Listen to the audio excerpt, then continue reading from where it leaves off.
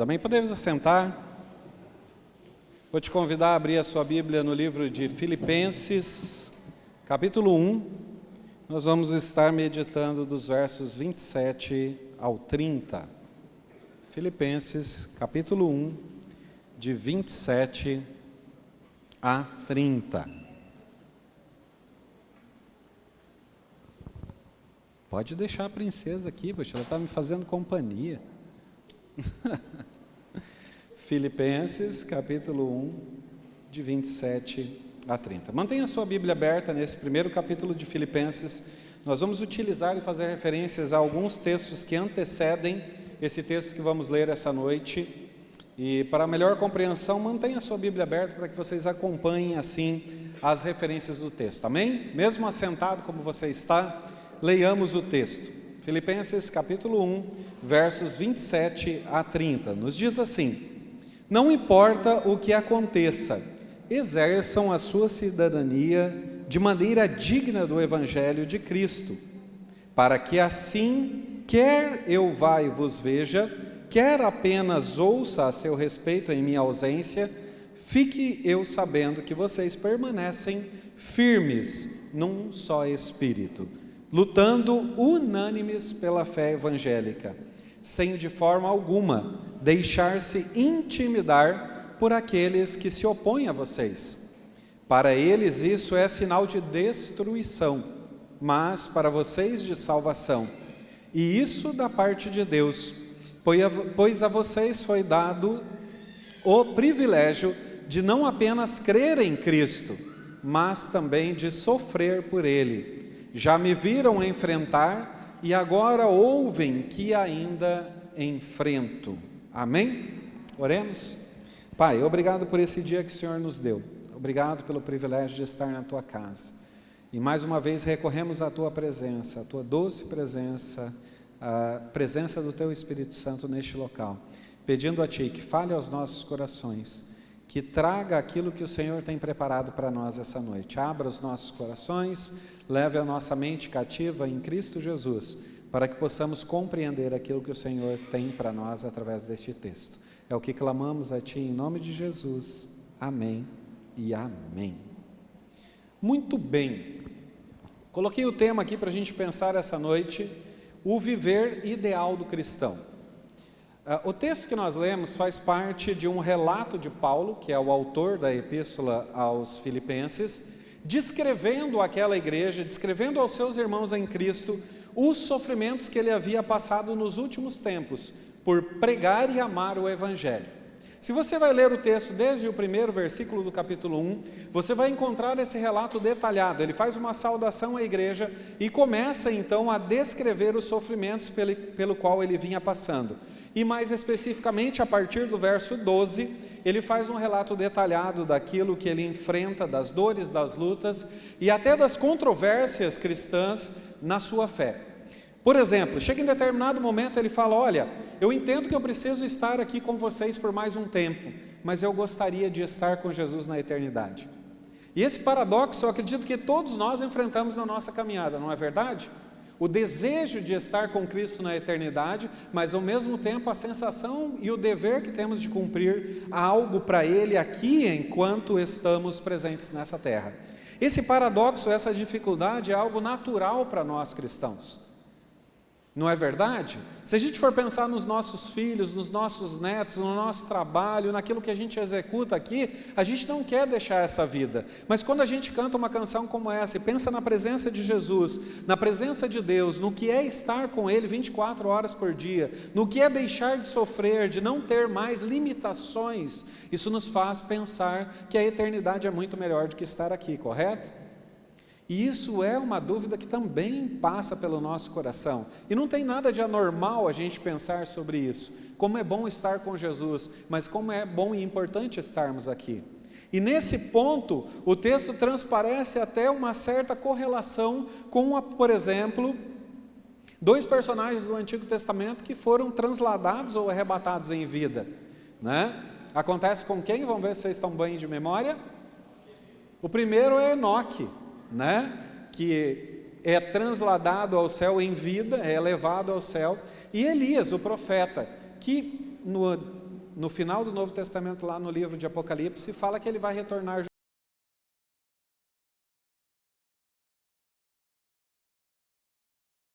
A gente não entende como isso vai ser, mas a gente compreende que a palavra fala desse retorno deles para que eles possam testemunhar do Cristo. Olhando para essas duas pessoas, nós podemos pensar que talvez Paulo tivesse uma decisão a tomar. Eu imagino aqui, até olhando para esse texto, que provavelmente, aí dentro da minha interpretação, tá? Que alguns teólogos também concordam, e eu concordo com eles, né? Que talvez Paulo tenha passado por um momento em que Deus mesmo fala para ele: olha, meu filho, você está sofrendo tanto, né? Por amor ao Evangelho, você quer vir para a glória? Parece que é facultado a ele o direito de escolha. E aí, por isso que ele desenvolve nesse texto tamanha profundidade nesse pensamento, em que ele começa a discutir no texto com ele mesmo, falando dos benefícios de ir para o céu e do papel que ele tinha a cumprir aqui ainda, principalmente quando ele está falando aos filipenses. Muito obrigado. E nesse processo a gente entende, olhando para essa transcrição desse texto, lembrando que Paulo tinha uma grande dificuldade nos seus olhos, né, e ele, muito provavelmente, pelos relatos que a gente tem no Novo Testamento, não era aquele que escreviam as cartas, mas ele tinha alguém que ele ditava e que escrevia para ele. E nesse momento eu fico imaginando ele passando essas informações para esse escriba que estava com ele, e ele tentando fazer com que ele compreendesse isso para transcrever no papel essa luta que ele teve, né? Da compreensão do valor de estar aqui, e ao mesmo tempo compreensão de um valor da eternidade, de estar com Deus, de estar na presença de Deus, de não ter mais lutas, de superar todas as dificuldades para uma vida eterna com Jesus. Esse diálogo de Paulo com ele mesmo no início desse texto é maravilhoso. Depois eu te convido a, na sua casa, você poder fazer a leitura deste capítulo todo, para que você possa entender do que nós estamos falando aqui. Esse texto, então, ele vai narrar toda essa luta. E também a gente consegue compreender a partir do verso 13, né? A gente pode ler lá o verso 13, por favor. Como resultado, tornou-se evidente a toda a guarda do palácio e a todos os demais que estou na prisão por causa de Cristo. Eu sofro por amor a Jesus. E é interessante que nesse verso ele faz referência à guarda pretoriana. A guarda pretoriana foi uma guarda instituída por um imperador romano para que fosse a guarda pessoal de César. Onde César estava, eles estavam também. Quando a gente tem a posse do presidente da República no Brasil, a gente tem uns carinhas bonitos lá, né? Cadê o Gama? O Gama foi militar, ele vinha entender o que eu estava falando, né? E tem os dragões da independência que recebem o presidente no Palácio do Planalto. Vocês já viram isso na cerimônia de posse dos presidentes da República?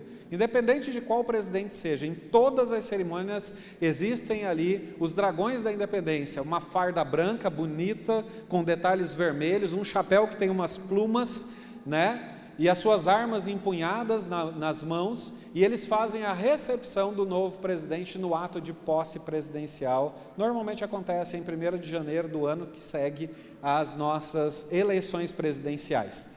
Seria algo parecido com isso, para a gente visualizar. Era a guarda pessoal de César. E é interessante que Paulo estava preso neste local. Paulo estava preso na guarda pretoriana. Isso é um privilégio. Ele não estava numa prisão comum, ele estava detido por uma questão religiosa dos judeus, ele ia ser julgado, e aí as instâncias iam subindo, até chegar ao julgamento do próprio César, e nós estamos aqui falando da primeira prisão que ele sofre em Roma, aproximadamente entre o ano 62 e 63 da era cristã. Então, Filipenses, a carta aos Filipenses, a carta à igreja que estava em Filipos, é provavelmente escrita entre o ano 62 e o ano 63 da nossa era cristã. Quando ele faz referência à guarda pretoriana, dá-nos a entender literalmente que ele escreve de Roma essa carta para os filipenses durante esse período de prisão. Nesse período, nós entendemos então por esses escritos e pelas evidências no Novo Testamento que Paulo havia evangelizado pessoas em Roma e que a partir dessa primeira prisão e do segundo momento que ele é preso em Roma, dessas duas prisões em Roma, surge a igreja em Roma, para quem ele escreve a carta aos romanos posteriormente. Do trabalho dele ali, do evangelismo pessoal, das visitas que os seus colaboradores faziam para ele na prisão, surgiam discipulados, surgiam pessoas que se convertiam. E é interessante que num dos textos da igreja, quando ele escreve a Roma, ele saúda aqueles que se converteram através do testemunho de muitas pessoas e que com fé vivenciavam o evangelho na difícil cidade de Roma. Por que difícil? Porque lá era a central política, né? Como se fosse Brasília para nós aqui. É de lá que partiam todas as leis, de lá que partiam os exércitos para a guerra, de lá que partiam as ordens do imperador e assim sucessivamente. Era difícil ser cristão em Roma. Assim como também Paulo exalta que havia um padrão excelente na igreja de Filipos. Para vocês terem uma noção, essa é a carta do Novo Testamento em que há menos reprimendas de Paulo a qualquer outra igreja. Ele não escreve porque eles estavam com um problema. Paulo escreve a carta aos Filipenses porque aquela igreja havia se levantado para sustentar ele até financeiramente durante o seu período de prisão.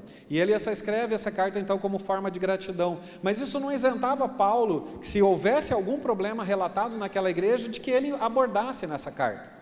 Mas ele não o faz.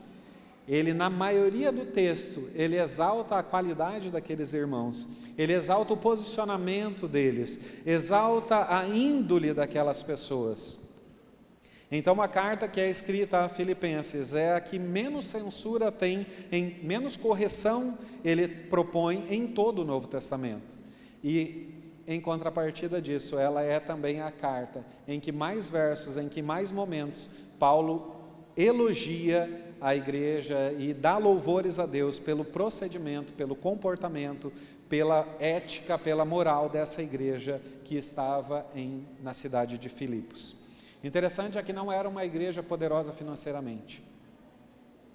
Existiam outras igrejas muito maiores, com muito mais poder aquisitivo do que essa, mas nas necessidades de Paulo, eles foram os primeiros a se levantar e levantar um pouco de cada um na igreja.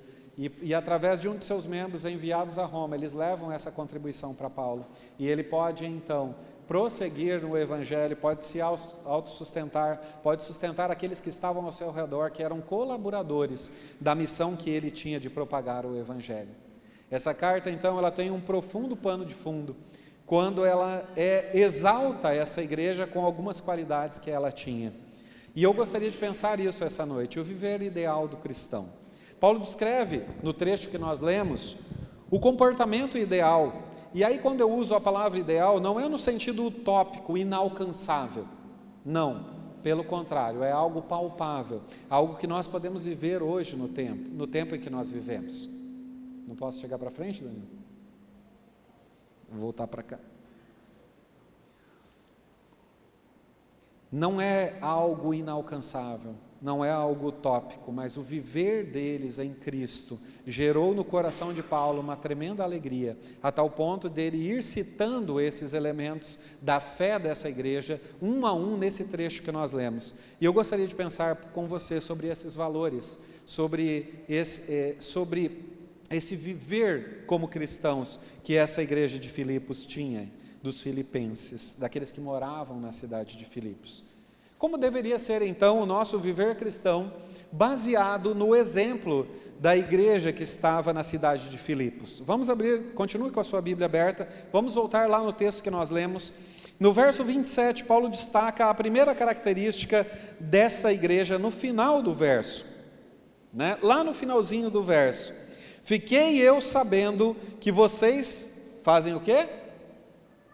Permanecem firmes num só Espírito. Vocês permanecem firmes num só Espírito. A primeira característica que eu gostaria de destacar dessa igreja, como um valor que nós podemos botar em prática nesse tempo que nós vivemos hoje, como igreja, como cristãos, é a unidade no Espírito. Paulo destaca a firmeza em obedecer os princípios da palavra de Deus dessa igreja. E é interessante que na sequência do texto ele fala: olha, tenho recebido boas notícias de vocês. E eu sei que quer eu esteja com vocês, ou quer eu não possa estar com vocês, porque eu estou preso neste momento, eu entendo que vocês têm sido unânimes no Espírito, vocês têm andado numa mesma direção, vocês têm se submetido à vontade de Deus através dos princípios da palavra de Deus, e o Espírito que individualmente está em vocês, é como se fosse um mesmo Espírito vivendo em todos. Como é difícil a gente conseguir isso no nosso tempo.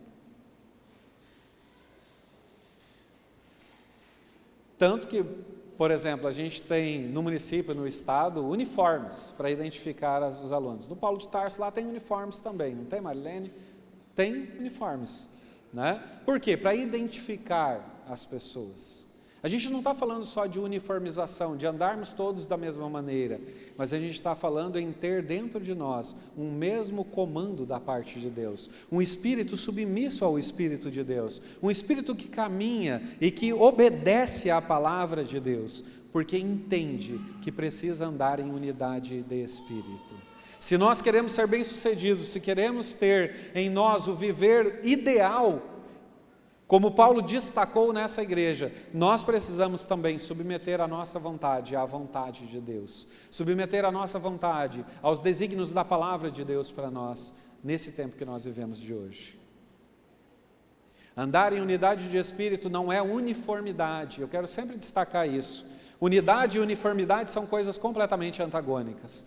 Unidade é nós desejarmos, querermos andar e nos submetermos à vontade de Deus exclusivamente para as nossas vidas. Paulo destaca essa característica dessa igreja como sendo algo extremamente positivo deles. E para nós, hoje, nós podemos considerar isso como referência. Vivermos em unidade de espírito é um desafio para a igreja do século 21. E a palavra de Deus nos desafia essa noite a vivermos dessa maneira. Rejeitando a nossa própria vontade, rejeitando o nosso próprio querer e vivenciando um chamado para um avivamento, e vivenciando um chamado para a submissão de vida à vontade de Deus, e vivendo um chamado para que possamos ser a imagem e semelhança de Jesus aqui na terra, representando e estabelecendo o seu reino como igreja batista no Jardim Tarumã, como igreja de Cristo ao redor do mundo, como cristãos que servem e obedecem e se submetem à palavra de Deus. Como que se tivéssemos dentro de nós um único Espírito. Esse é o desafio. Eu sei que cada um de nós foi dotado por Deus de um Espírito, que é eterno e que vai voltar a residir com Deus após a nossa partida daqui. Mas é possível, segundo esse texto, termos dentro de nós, a condução do Espírito de Deus, unificando o pensamento dos nossos espíritos individualmente, para que possamos assim nos submeter à vontade de Deus e sermos uma igreja que obedece à voz do seu Senhor. Em segundo lugar, olhando ainda para o verso 27, nós conseguimos entender bem lá no finalzinho, depois deste trecho que eu destaquei, ele ainda fala uma segunda característica dessa igreja que é extremamente importante. Fiquei eu sabendo que vocês permanecem firmes num só Espírito. Aí tem uma vírgula ali, e ele coloca uma segunda característica, lutando unânimes pela fé evangélica.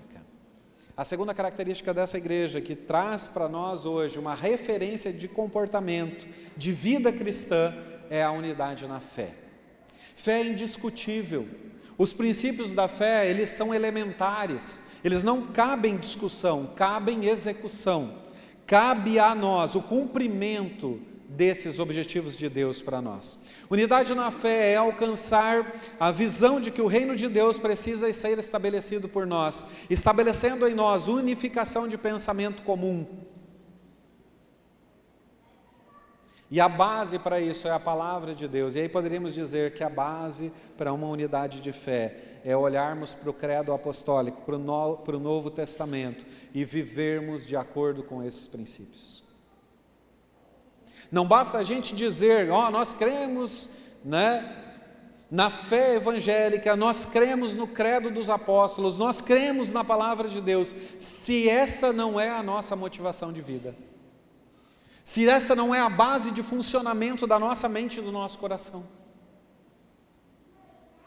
A fé não pode ser algo que nós lemos na palavra de Deus, mas a fé precisa ser trazida para dentro da nossa mente e do nosso coração e vivida todos os dias, dia após dia.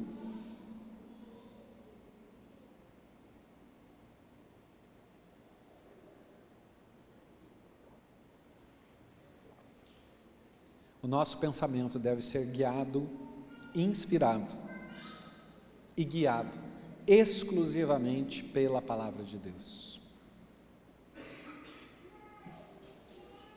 Essa semana nós tivemos sexta-feira o encontro, mais um dos encontros do Homem ao Máximo. Eu não posso falar o que acontece lá dentro, porque a gente tem um compromisso entre nós. E mais em um determinado momento, eu destaquei para eles algo que fala muito ao meu coração. Toda mudança, toda mudança que nós implementamos na nossa caminhada, ela precisa vir de dentro para fora. Jamais um texto bíblico sendo lido, ele vai produzir em nós alguma coisa que, se não cair em nosso coração, achar terreno fértil, crescer, frutificar dentro de nós, para que produza frutos dignos de uma transformação de dentro para fora. A palavra precisa encontrar guarida no nosso coração. A palavra precisa encontrar em nós um coração fértil para que ela possa dar frutos, para que ela possa crescer, para que ela possa nascer e possa gerar em nós transformação de mente e de coração. Unidade na fé parece muito difícil, mas é possível ser implementada mesmo no tempo em que nós vivemos. E volto a destacar isso, eu não estou falando de uniformização, eu estou falando de unidade, de submissão à vontade de Deus, de crer nas Escrituras, de vivenciar as Escrituras em nossos relacionamentos, em nossos negócios, em nossa família, na educação de nossos filhos. A gente está aqui falando essa noite de vivenciarmos de maneira integral a palavra de Deus nas nossas vidas, gerando em nós a unidade na fé. Uma igreja que pensa igual, uma igreja que pratica a sua fé em Jesus Cristo, baseado nos princípios da palavra de Deus. Unidade na fé não é impossível de ser atingida. Pelo contrário, quando nós nos voltarmos à palavra de Deus, quando aplicarmos as verdades da palavra dentro de nós, de dentro para fora, essas mudanças serão implementadas e serão visíveis pela sociedade, pela nossa família, pelas pessoas que estão ao nosso redor. Isso é tão interessante que Paulo, quando vai fazer referência no versículo 13 à guarda pretoriana, ele fala: eles entenderam que eu sou um preso de Cristo. As pessoas que estão ao meu redor entenderam que eu estou padecendo o que estou padecendo hoje por causa de Jesus. A unidade na fé é essa capacidade de compreender os valores do reino de Deus e de vivê-los integralmente no mundo e no tempo que nós estamos vivendo aqui hoje. Em terceiro lugar, além de uma unidade no Espírito, além de uma unidade da fé, essa igreja, no versículo 28, Paulo destaca uma terceira característica: sem de forma alguma deixar-se intimidar por aqueles que se opõem a vocês. E é interessante que ele estabelece um paralelo maravilhoso aqui, didático, quando ele diz: para eles, essas pessoas que se opõem a vocês, isso é sinal de destruição, mas para vocês, de salvação. E isso da parte de Deus. Não é uma salvação humana, não é ausência de guerras, não é ausência de temor, mas é da parte de Deus para nós a salvação das nossas almas. Ainda que a gente viva momentos de tribulação, que tenha oposição, é possível para nós também vivermos unidade de direção.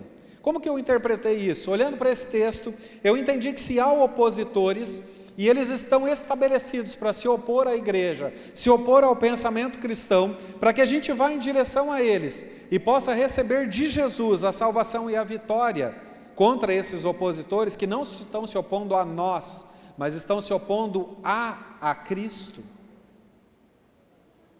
ao reino de Deus.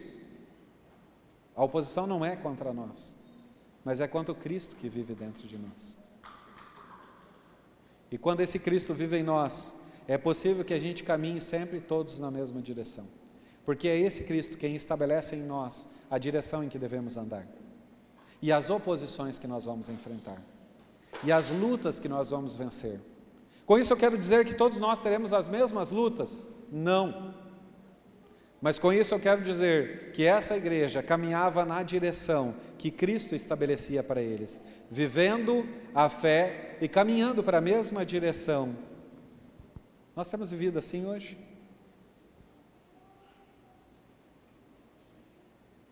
Quando eu escuto sermões, palestras, estudos, podcast na internet, e a gente procura ouvir bastante coisa a respeito disso, o pastor Rodrigo mais que eu, né?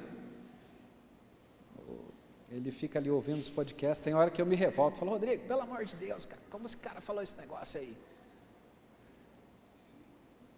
Porque a gente tem os nossos princípios de fé, porque a gente tem uma direção de Deus, porque a gente não aceita qualquer coisa que não seja a palavra de Deus para nós. E quando a gente ouve essas coisas, parece que a gente está falando de evangelhos diferentes. É triste. Mas eu ouço as pessoas pregando, falando, a gente ouve, e parece que não é a mesma fé nossa, parece que não é o mesmo Deus que a gente serve. Os princípios não são os mesmos, os valores não são os mesmos, e por isso que eu coloquei essa pergunta aqui: será que nós estamos caminhando todos na mesma direção? Se não estamos, precisamos corrigir nossa rota essa noite, porque há proposto para nós um caminho, e foi Jesus quem disse isso: vou para o Pai e vou preparar-vos um lugar. Em outro determinado momento ele diz: eu sou o quê? O caminho, a verdade e a vida. Se o caminho é Ele, a nossa direção precisa ser por Ele, para Ele e por intermédio dEle. Para vivermos unidade de direção, é preciso submeter a nossa vida, a nossa própria vontade, ao senhorio de Cristo. Essa igreja conseguiu entender isso, e conseguiu praticar isso na sua vida. E Paulo fala: não se preocupe, porque as pessoas que se levantam contra essa igreja e contra o agir dela, não estão se levantando contra vocês, mas estão se levantando contra Deus. E aí eu lembro do pequenino Davi, quando as pessoas do seu povo olhavam para aquele gigante e falavam: Jesus, olha o tamanho dele.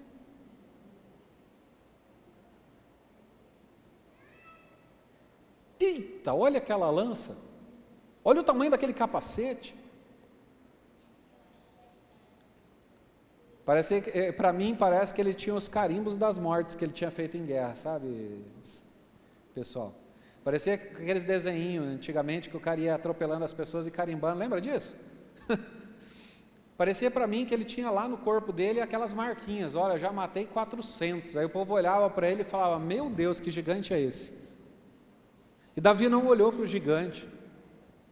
Isso é interessante. Davi em momento nenhum olha para o gigante.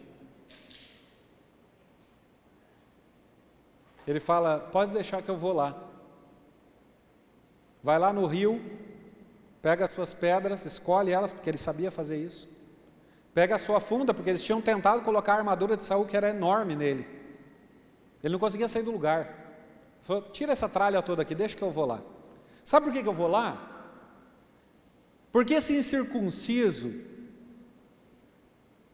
ele desafiou, foi o Senhor dos Exércitos. E ele não sabe com quem ele está mexendo. Então não importa se sou eu, Davi, se é o José, se é a Maria, se é o Felisberto, se é o Joaquim que vai lá, porque vai ganhar a batalha, porque ele não desafiou o homem, ele desafiou o Senhor dos Exércitos.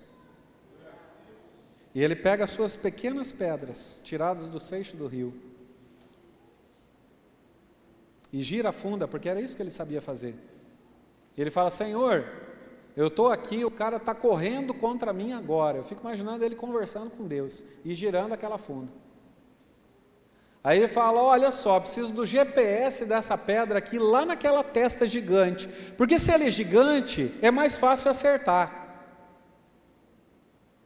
E ele gira a funda e fala: olha, Jesus, manda essa pedra lá. E eu já fico imaginando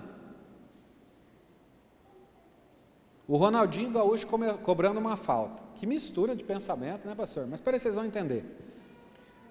Eu lembro quando o Ronaldinho botava a bola para cobrar no chão, o goleiro lá já começava a tremer. Porque de 10 ele acertava 7, 6, não era assim? Era muito difícil ele errar uma cobrança de falta no auge da carreira. E eu fico imaginando que Davizinho fazia igual eu vi o Ronaldinho Gaúcho fazer muitas vezes.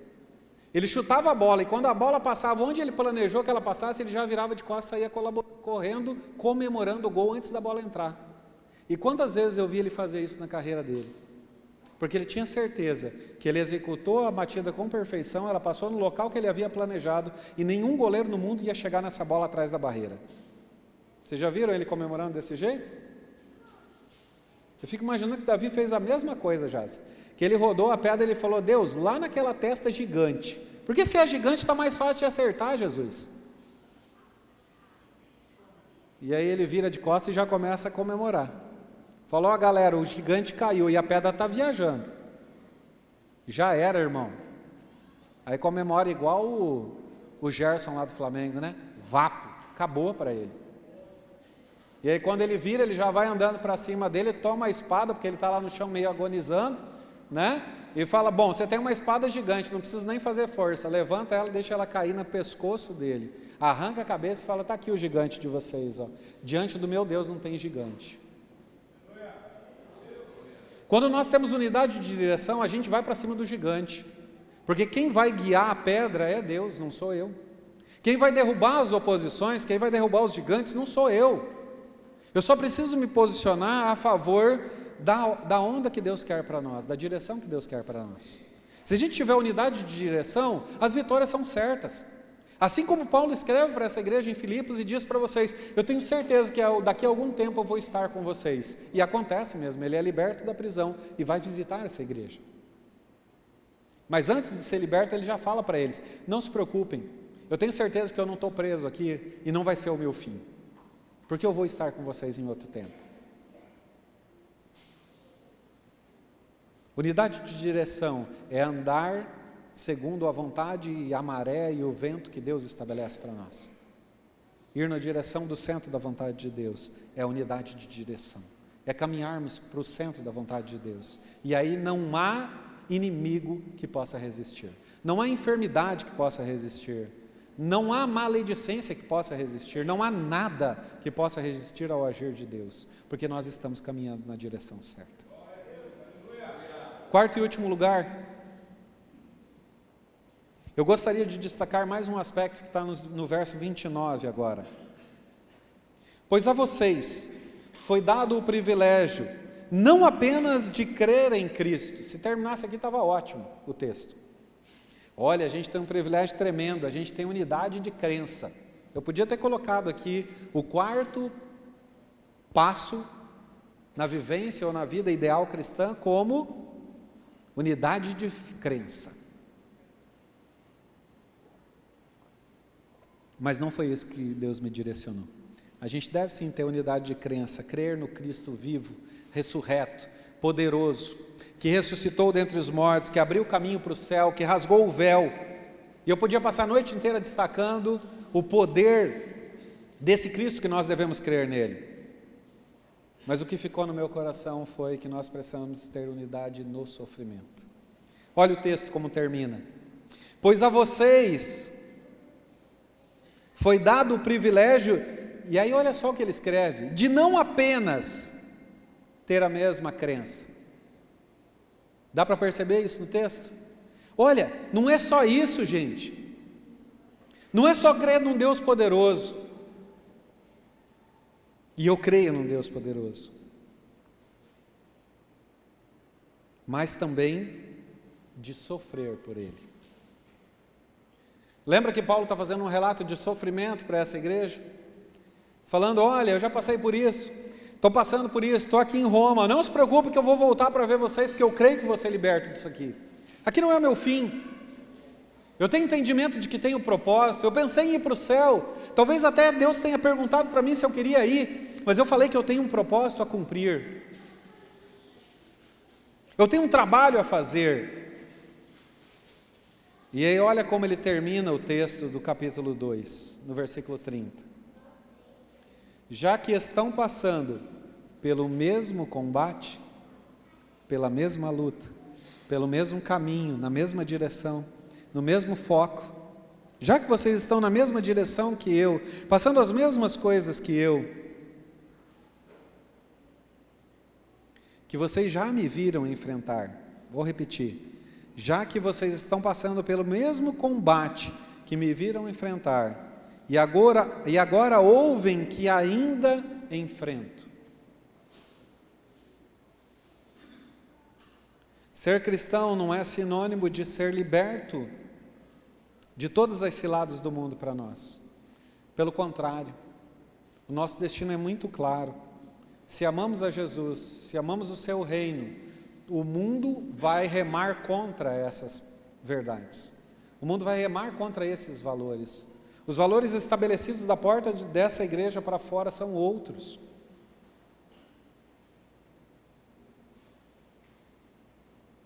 E essa semana em casa a gente conversava sobre isso. E aí eu falei para a Júlia, a gente estava conversando, eu, a Júlia e a Tereza, e falei para a Júlia, Júlia, quando a gente olha para as pessoas lá fora e tenta achar nelas um padrão que nós deveríamos ter, isso está errado. Porque o padrão tem que estar aqui. Lá fora não tem padrão. Lá fora não tem padrão de relacionamento. Lá fora não tem padrão de amor. Lá fora não tem, infelizmente, gente, eu não estou criticando quem está lá fora, mas porque quem está longe de Jesus não tem essas coisas. Quem estabelece o padrão lá fora, aí bate no peito e fala, sou eu. Vai, gente, se mexe. A gente precisa fazer alguma coisa. Bate aí e fala, sou eu. Eu preciso estabelecer o padrão lá fora. Sou eu que tenho que sair daqui essa noite e entender que lá fora eu vou sofrer, mas eu preciso estabelecer o reino de Deus onde eu estou, na minha escola, no lugar onde eu estou estudando, no lugar onde eu trabalho, porque os princípios lá são outros, mas nós precisamos comunicar as verdades do Evangelho lá fora, ainda que isso cause em nós unidade no sofrimento, no mesmo sofrimento que Paulo teve que enfrentar.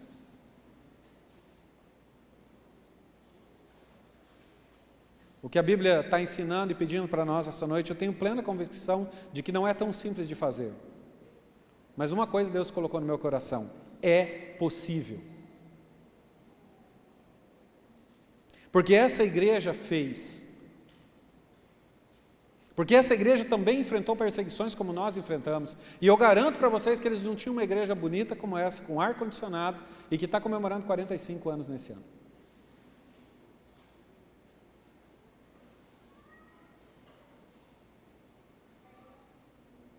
Concluindo, só voltando um pouquinho no último ponto, eu escrevi uma frase que eu acho interessante passar para vocês aqui. A natureza do reino de Deus é celestial e não terrena e passageira como o que nós enfrentamos aqui. Por isso os padrões são tão diferentes. E quando a gente olha para Jesus, ele aumenta demais o sarrafo para nós. Por exemplo, maridos, né? Quando a gente vai falar dos deveres do homem, do marido, a Bíblia fala, simples, coisa simples, básica, né? Amai as vossas mulheres. O texto acaba aí? Como eu devo amar? Como Jesus amou e deu a sua vida pela igreja. Jesus estabelece um outro nível, um outro patamar. E não é inalcançável não, gente, é difícil de conseguir. Mas a gente deve amar a nossa esposa como Jesus amou a igreja e deu a vida por ela. Qual que era a outra, Fábio? Você lembra? Que a gente destacou na nossa conversa? Eu falei, tem um outro padrão que também Jesus aumentou demais o sarrafo. Não foi na nossa conversa não, foi com os campeões. Quando ele vai encontrar com aquele jovem, que era um cara bom, sangue bom, gente boa, aquele jovem rico, que vai para Jesus e fala, olha Jesus, o que eu preciso para receber a salvação? Ele falou, olha, você tem que cumprir a lei, não matar, não roubar, não adulterar, não dizer falso testemunho contra o teu próximo, não isso, não aquilo. Aí ele estufa o peito e fala, toca aí parceiro, isso aí eu já tenho feito. Ele fala, parabéns, eu tenho certeza que Jesus vira para ele e fala, você é um menino bom, você está sendo bom, bondoso, tem ajudado as pessoas, tem feito caridade, isso é ótimo, agora só te falta uma coisa, vai lá na tua casa, arruma a tua mala, vende tudo que você tem e me segue.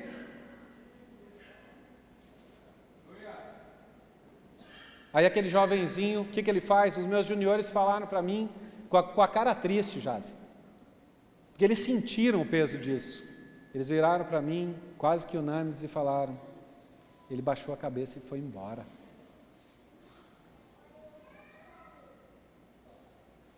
Porque quando a gente confronta os princípios de Deus para nós, da palavra para nós, às vezes nós não conseguimos cumprir. Porque Jesus estabelece critérios. Quando ele fala no Antigo Testamento sobre o amor, ele estabelece um padrão de amor dentro de casa para com a esposa, para com os filhos. Mas quando ele vem aqui e comunica para a gente o amor que ele quer que a gente viva, é muito maior do que isso. Olha, jovem, você só tem que fazer duas coisas. Para aquele mesmo jovem, né? Um pouquinho antes dele ir embora. Ele fala, olha, ame a Deus sobre todas as coisas e ao teu próximo como a ti mesmo. Parece que Jesus simplifica os 10 mandamentos, mas ele deixa muito mais profundo. Porque ele estabelece o como amar o próximo também. Acho que era isso, né, Fábio? Como amar o próximo. Como eu devo amar o próximo? Nesse texto que ele fala com esse jovem. Amai a Deus sobre todas as... E ao teu próximo? Como a mim mesmo. Se eu amo o meu próximo diferente do que eu me amo, errado. Errei o alvo, errar o alvo é pecar.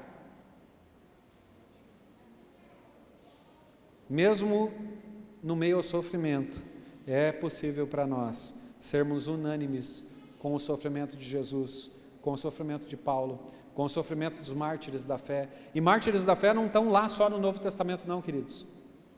Há pessoas que morrem em países proibidos de se pregar o Evangelho hoje. Acho que foi ano passado, no final do ano passado, a gente recebeu a notícia do carro queimado lá no Quênia, pastor Francisco. Lembram disso? Brasileiro, nordestino, pastor, queimado vivo dentro de um carro no Quênia. Eu não estou falando de lá na época de Paulo, não, estou falando de hoje. Por amor de Jesus, nós vamos ter que enfrentar a morte. Concluindo agora sim, né? A gente sempre gosta quando o preletor fala, quando o pregador fala concluindo. Ao pensarmos e idealizarmos a vida ideal dessa igreja, o agir do cristão, segundo a carta de Filipenses escrita por Paulo, nos vem à mente e ao coração que vamos caminhar sempre em direção à humanidade. Não é isso? Em todos os pontos eu falei sobre unidade. Vamos caminhar sempre em direção a uma unidade, que não é uma uniformização. E eu vou concluir dizendo isso de novo. Eu não estou falando de unificar pensamento, de todo mundo engolir e pensar igual, agir igual, vestir igual, não é esse tipo de padronização. Eu estou falando de unidade de pensamento, unidade de comportamento, de vida. É outro assunto.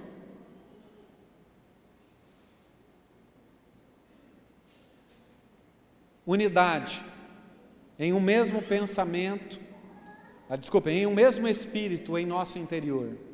É possível submetermos a nossa vontade ao Espírito de Deus e termos em nós o mesmo Espírito agindo em todos nós. Em segundo lugar, unidade da prática de uma mesma fé. E veja o que é colocado aqui, o que Deus colocou no meu coração, da prática de uma mesma fé. Não basta só entendimento de fé. Não basta só entendimento do credo apostólico, da Bíblia.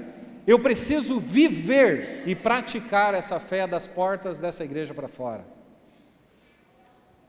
Em terceiro lugar, eu preciso unidade de um caminhar na mesma direção. Se submeter à vontade de Deus de uma tal forma que Ele indique o caminho para nós. E Ele já sabe quais serão os oponentes que a gente terá à frente, e que todos eles vão cair, porque eles não estão se levantando contra nós, mas eles estão se levantando contra o nosso Deus. Os opositores não podem nos derrubar, ainda que tomem a nossa vida, ainda assim, quem vai estar na eternidade com Jesus somos nós. E em último lugar, de um mesmo sofrimento. Pois os padrões e conceitos do mundo em que nós vivemos hoje são contrários aos do reino de Deus. E por isso vai gerar em nós sofrimento. Isso será unânime para todos nós. Não adianta a gente vir aqui pregar outro evangelho, porque o evangelho é esse. Não existe nenhum tipo de referência na Bíblia a que Deus vai nos arrebatar para um céu particular e que nós não vamos ter mais dor, que nós não vamos mais pecar, que nós não vamos mais ter confrontações na nossa vida ou dentro de nós mesmos. Pelo contrário, Paulo não passa por uma confrontação aqui. Eu quero ir, mas eu sei que eu preciso ficar.